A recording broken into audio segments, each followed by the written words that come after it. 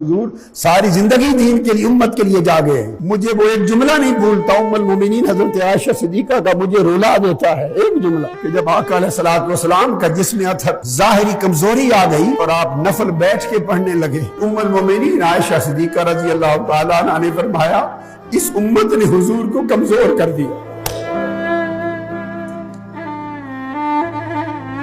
انہوں نے فرمایا امت نے حضور کو اس حال تک پہنچا دیا کہ آج نوافل کے لیے کھڑے نہیں ہو سکتے۔ اس ایک جملے پہ غور کریں، کیا ہم بھی اس قابل ہیں کہ ان کو منہ دکھا سکیں؟